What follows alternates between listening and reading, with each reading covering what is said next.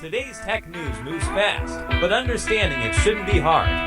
That's why Snarful Solutions Group brings you Connecting the Dots, where we break down what's happening in tech and why it matters to you. Now, let's dive in with your hosts. Good morning, everyone, and welcome to Connecting the Dots. This is the show where we take all that chaotic, fast-moving tech news and, well, try to weave it into a picture that actually makes sense for your daily life. Happy Thursday. It is Thursday, January 29, 2026. And I have to be honest, getting into the studio this morning was an adventure. Have you looked out the window? I tried, but there's nothing to see. It is just pea soup out there. The official word is a dense fog advisory for the Sacramento area. Advisory feels like a bit of an understatement. It really does. It's like driving inside a cloud. I couldn't even see the coffee pot in the break room until I literally walked right into it. So if you are on the roads, please, lights on, take it slow. Definitely. But hey, at least we're not in the Midwest right now. That is the silver lining. Yeah, another massive Arctic blast is hitting the northern plains and the Midwest tonight. That cold front is pushing all the way down to the Gulf Coast by Friday. And for anyone listening in the southern Appalachians or the Carolinas, you might want to do your grocery run now. Heavy snow is on the way for the weekend. Winter is definitely not done with us. Yeah. Okay, let's take a quick look at the financial picture. If you're checking your portfolio, you might see a little red, but don't panic just yet. No, it's a cautious morning. The Dow closed yesterday, just down a hair. Lost about 9 points to sit at 49,015. Okay, and the S&P? The S&P 500 dipped about 24 points, so it's hovering just under that 7,000 mark at 6,978. And for the crypto watchers out there? Bitcoin is trading a bit lower today, down about 1.4%, sitting right around $87,885. The broader tech sentiment is really wait and see. And a lot of that is due to some of the supply chain stuff we're about to get into. Exactly. But before we do that, we need to address the energy levels in the room. On a foggy, cold morning like this, you need more than just standard coffee. You really do. That's why we are powered today by strong coffee. This stuff is a lifesaver. It's premium instant coffee, but you have to forget everything you think you know about instant coffee. Oh, yeah. It tastes just like a traditional brew, but it's packed with 15 grams of protein, MCTs, and adaptogens like ashwagandha. It's the ashwagandha that does it for me. You get that clean, sustained energy without the jitters, no crash later in the afternoon. It's perfect. If you need a boost to get through this fog, head over to strongcoffeecompany.com. And because we love you, use the promo code SNARFL for 20% off your entire purchase. 20% off is a fantastic deal. It really is. All right, let's get that coffee pouring and jump into the Morning Star. That's our Snarful Tech article report to connect the dots on today's top 3 stories. Let's do it. Our first story is a monumental shift in the hardware world. It's kind of a David and Goliath moment. Or more like Goliath and a slightly smaller Goliath. Yeah, it's better. The headline is that the king of memory has officially been dethroned. For the first time ever, SK Hynix has surpassed Samsung Electronics in annual operating profit. This is a massive, massive shift. Just to give you the raw numbers, SK Hynix posted a record operating profit of roughly $33 billion for 2025. And Samsung. Samsung came in at about $30.5 billion. Okay, let's unpack that. Because most people know Samsung. They make your TV, your phone, the screen on your laptop. Your fridge, your washing machine. Right. SK Hynix isn't exactly a household name. No, and that's what makes this so significant. Think of it this way. Samsung is like a massive department store. They sell everything. They're like 20% of South Korea's entire GDP. Whoa. SK Hynix is like a specialized jeweler next door that only sells one very specific thing: memory chips. And usually the department store makes way more money just from sheer volume. Exactly. Historically, Samsung crushes everyone. But suddenly, everyone in town only wants the one specific high-end thing that only the jeweler sells. And in this case, that thing is high bandwidth memory, or HBM. That's the golden ticket right now. We hear HBM thrown around so much. Can you break down why this specific type of memory is so much more valuable than, the RAM in my computer? It all comes down to the architecture. Think of standard memory DRAM like a flat parking lot. You park data in spots next to each other. It works fine for a laptop. But HBM is like a skyscraper. They physically stack the memory dies on top of each other. So it's about density and speed. Both. They connect these stacked layers vertically with these tiny microscopic tunnels. It's like having an express elevator that shoots data straight up and down instead of driving it across a parking lot. And that matters for AI. It's everything for AI. AI models are massive. They need to move terabytes of data instantly to the processor. With the parking lot memory, the AI gets stuck in traffic. And with the skyscraper memory, The AI flies.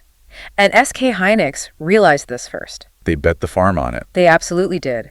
Years ago, while Samsung was trying to be everything to everyone, SK Hynix just focused on mastering the skyscraper. They solved the heat issues, the packaging, and crucially, They got the Nvidia contract. they secured the lion's share of contracts for Nvidia. That's the whole ballgame. And the market share numbers show it, right? Oh, yeah. SK Hynix holds about 57% of the HBM market. Samsung is way back at around 22%. And they're already locked in for the next generation. SK Hynix has secured over 2/3 of the supply orders for NVIDIA's next-gen Vera Rubin products. Vera Rubin, it sounds like a nice librarian, but that chip is going to be an absolute monster. It really is. So Samsung is now playing catch-up. They aren't out of the game. They're launching HBM4 chips this year. But the big takeaway is that in 2025, specialization beat diversification. All because of how hungry the world is for AI. Which brings us directly to our second story. A perfect transition. This is where we connect the dots, because that huge success for SK Hynix is creating a massive headache for, well, pretty much everyone listening to this show. That's right. This is the so what of today. We are looking at what analysts are calling the great chip shortage of 2026. Oh, come on. Yeah. I feel like we just got over the last one. Please don't tell me we're going back to waiting 6 months for a new car. It feels like deja vu, but the mechanics are different this time. During the pandemic, the factories shut down. This time, the factories are running full blast. But they're making the wrong thing, at least for us. Exactly. It's a resource allocation problem. Think of a silicon wafer factory like a pizza shop. You only have so much dough every morning. Okay. You can use that dough to make cheap breadsticks, that standard DRAM for laptops, or you can use it to make a gourmet truffle oil pizza you can sell for 10 times the price. That's the HBM for AI. That's the HBM. And if you're the business owner with a line of people waving cash for the gourmet pizza, You're making the pizza every single time. and that's what's happening. Both Samsung and SK Hynix execs have warned that this memory chip shortage could last until 2027. 2027. They're diverting all their manufacturing lines to HBM because the margins are insane. This leaves very little room for the stuff that goes into your laptop, your PC, your smartphone. So because a data center in Virginia needs to run a chatbot, I can't get a new laptop. Is that basically it? That's essentially it. The CEO of Synopsys called it a golden time for memory companies, but a nightmare for consumer electronics. So let's make this real. If you're planning to buy a computer this year, are you in trouble? You're going to face a tough choice. You'll either see higher prices or you might see shrinkflation in the specs. What do you mean by that? Well, manufacturers can't get 16 GB memory modules at a good price. So to keep a laptop at that magical $999 price point, they might just downgrade the RAM. Back to 8 gigs. 8 GB might become the standard again where 16 GB used to be. Ugh, nobody wants to go back to 8 gigs of RAM. In 2026, that's barely enough to run a few browser tabs. It's a miserable experience, but it might be the only way for them to maintain their margins. And the market forecasts are gloomy. Global smartphone sales are expected to shrink 2% this year. And PCs. The PC market is expected to shrink almost 5% in 2026. It's hard to sell computers when you can't get the parts to put inside them. It just highlights how interconnected this all is. You pull on one thread AI demand, and the whole sweater unravels for the consumer. Precisely. It's a zero-sum game for production capacity right now. If the wafers go to AI, they don't go to us. So the advice might be, if you have a good laptop now, give it a hug. You might need to keep it for a while. Hug your laptop, it's irreplaceable. That can be the slogan for 2026. Well, speaking of people buying things, despite these looming shortages, 2025 was actually a banner year for one company in particular. And if you guessed Apple, You win a gold star. indeed. Our third story connects back to what people actually bought last year. The headline is that the iPhone 16 was the best-selling smartphone in the world for 2025. And it wasn't just the number one spot, was it? Not at all. It was a clean sweep. According to Counterpoint Research, Apple took gold, silver, and bronze. Number 1 was the iPhone 16, number 2 was the 16 Pro Max, and 3 was the 16 Pro. That is just pure dominance. It gets even crazier. Apple claimed 7 out of the top 10 spots globally. Samsung took the other 3. No one else even made the list. Not Google, not Xiaomi, nobody. Now, here's what I find really interesting. The iPhone 17 came out late in the year, like it always does. Usually the new model doesn't have enough time to crack the top 10 for that calendar year. That's the rule of thumb, yeah. But this year, the iPhone 17 broke that rule. The base model iPhone 17 took 7th place. 7th place after just a few months of sales. Yep. Sales for the 17 series were 16% higher than the 16 series launch. Why the huge jump? I think it was mostly a hardware correction. For years, Apple kept the smooth 120 Hz screens exclusive to the expensive Pro phones.